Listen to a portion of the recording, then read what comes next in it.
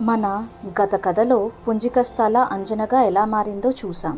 కానీ ఆ కథ అంతటితో ముగియలేదు. ఇంకో గాథ ఉంది. శాపంతో మొదలై ధైర్యంతో ముందుకెళ్ళి విధితో ముగిసిన కథ. ఇది అంజన యొక్క తెలియని ప్రయాణం.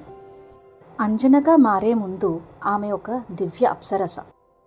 ఆటపాటలతో నిర్లక్ష్యంగా అడవుల్లో ఎలాంటి ఆలోచన లేకుండా విహరిస్తూ ఉండేది. కానీ ఒక్క క్షణం ఆమె జీవితాన్ని పూర్తిగా మార్చేసింది. అహంకారంతో ఒక మహర్షిని అవమానించింది.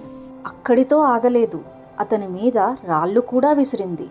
ఆగ్రహంతో మండిపోయిన ఆ మహర్షి ఆమెను శపించాడు, భూమిపై వానర రూపంలో జన్మించాలి అని. ఆ శాపం పడిన క్షణంలోనే ఆమె ప్రపంచం చీలిపోయింది. భయంతో, పశ్చాత్తాపంతో ఆమె వెంటనే మహర్షి పాదాలపై పడింది. దయచేసి నన్ను క్షమించండి అని వేడుకుంది. కానీ మహర్షి శాపం తిరిగి తీసుకోవడం అసాధ్యం.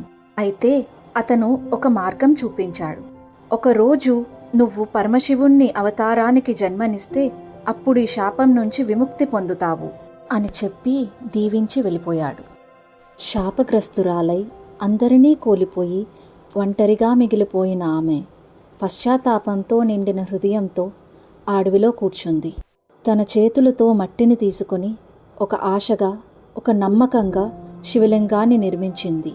ఓ మహాదేవా, నా అజ్ఞానాన్ని క్షమించండి. జ్ఞానాన్ని అవమానించాను, అందుకే అన్నీ కోల్పోయాను. ఈ చీకటిలో నాకొక దారి చూపించండి. ఆమె ప్రార్థనతో ఆ అడవి అంతా నిశ్శబ్దంగా మారిపోయింది. తెలియని లోకాలకి ఆ స్వరం మార్మోగింది. అదే క్షణంలో ఆమె బాధ భక్తిగా మారిపోయింది. అలసిపోయి విరిగిపోయిన మనస్సుతో అంజన ఆ శివలింగం పక్కనే పడుకుంది. ఆమెకు తెలియదు ఆమె విధి ఇప్పుడు మారబోతుంది అని. వెళ్ళడానికి ఎక్కడా చోటు లేక అంజన అలా తిరుగుతూనే ఉంది. చివరకు ఒక ఆశ్రమాన్ని చేరుకుంది. అక్కడ మొదటిసారి ఆమెను అంగీకరించారు.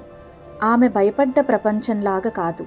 ఆ మహర్షులు ఆమెను ఏమీ అనలేదు. ఆమె రూపాన్ని కాదు, ఆమె మనస్సుని చూశారు. ప్రేమతో, ఆప్యాయంగా ఆమెను ఆహ్వానించారు. ఆమెకు ఆశ్రయం ఇచ్చారు. ఆకలిని తీర్చే ఆహారం ఇచ్చారు. నీ పేరు ఏమిటి అని మహర్షులు అడిగినప్పుడు ఆమె ఒక్క క్షణం పాటు మౌనంగా నిలిచిపోయింది. తన గతాన్ని తలుచుకుంటూ తర్వాత మృదువుగా చెప్పింది, నా పేరు అంజన అని. కానీ శాంతి ఎప్పటికీ అలాగే ఉండదు. ఆ అడవి నీడల మధ్య నుంచి ఒక వినాశకర శక్తి బయటకు వచ్చింది. అతనే సంబసాదన్, ఎవరికీ భయపడని క్రూర రాక్షసుడు. మహర్షులైనా దేవతలైనా అతనికి భయం లేదు. అతడు ఆశ్రమంపై దాడి చేశాడు. కానీ ఈసారి అంజన పారిపోలేదు. ఆమె తన స్థానం నుంచి కదలలేదు. భయానికి బదులుగా ఆమె హృదయంలో ధైర్యం నిలిచింది. ఆ రాక్షసుణ్ణి ఎదుర్కొంది. అదే సమయంలో యుద్ధభూమిలోకి మరో వీరుడు ప్రవేశించాడు. అతనే కేసరి, శక్తికి ప్రతిరూపమైన వానర రాజు. అసమానమైన బలంతో అతడు రంగంలోకి దిగాడు. అంజనతో కలిసి ఒకటిగా పోరాడారు. విల్లుల నుంచి బాణాలు విరిశాయి, గదలు గర్జించాయి. వారి ప్రతిఘటనతో యుద్ధం సమతుల్యం మారడం ప్రారంభమైంది. అదే క్షణంలో ఒక దివ్య స్వరం ఆకాశంలో మార్మోగింది. ఈ రాక్షసుడు బలంతో ఓడిపోడు, అతని స్వంత రక్తంతోనే అతన్ని సంహరించాలి అని వినిపించింది. ఆ దివ్య స్వరం వినగానే అంజనకు మార్గం స్పష్టమైంది.